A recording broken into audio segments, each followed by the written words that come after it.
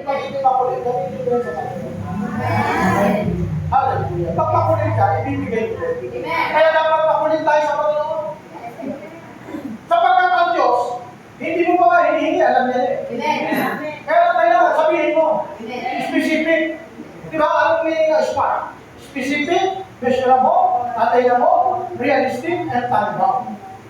Kaya pag hihingit ka, meron. Anong sabi ng Panginoon sa Luke chapter 18 verse 1? Ang sinalita niya sa kanila ang isang balinhaga na sila'y dapat, dapat, kasama ba tayo dito? Dapat magsipanalangin palagi at huwag manlulupay ka. Kaya kapag may problema ka, huwag kang magpupok. Kapag may problema ka, huwag kang uminom ng alak.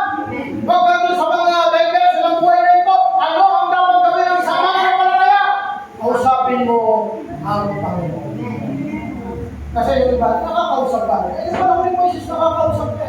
Kahit ang gagawin, na isasalita. Sa Daniel chapter 10, nakikita natin, pag consistent sa prayer natin, mga minamahal, ngunit ang prinsipe ng kahit ng Persia ay nakipag-lugod-lagi sa 29 ngunit narito, si Miguel at ang puno dumating upang tulungan. Hallelujah! Ito, makikita natin dito, mga minamahal. Hindi mo na kailangan yung pagtago ng sarili mo. Kagaya kay David, kay Joseph, Hannah, pagka nananalangin sila, marami ng mga nagpapunay at marami pang magpapapunay. Kapag nananalangin, may breakthrough. Kapag nananalangin, may power. Kapag nananalangin ka, doon sa hari ng mga hari. Amen po ba? Nagkaroon bang pagkakaiba? Manila, perfect tayo para sa ating bansa. Diba? Democracy. Too much democracy. Diba? May legislative, may executive. Diba?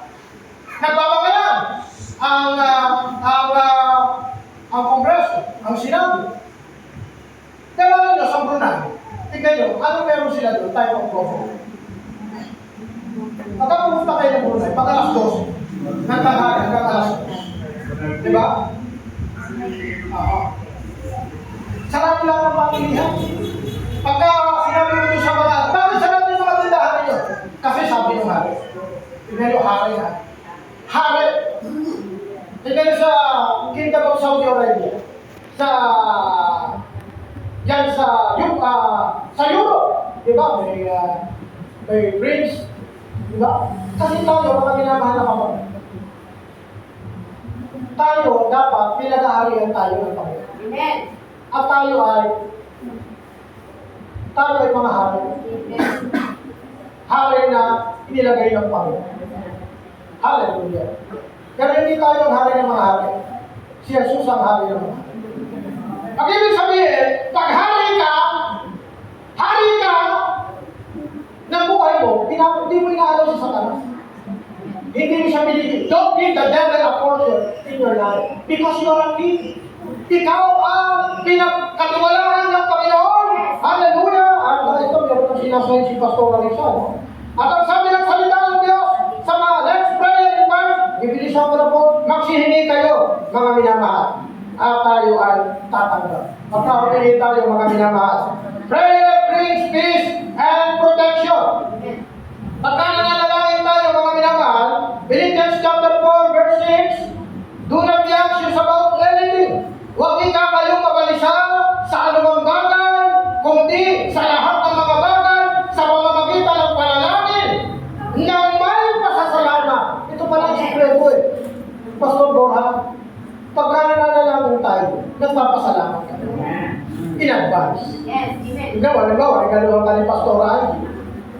Hindi pa niya binibigay, Pastora, salamat po. Ano ba darama ni Pastora? Sa susunod dala, kaya niya nabigay niya.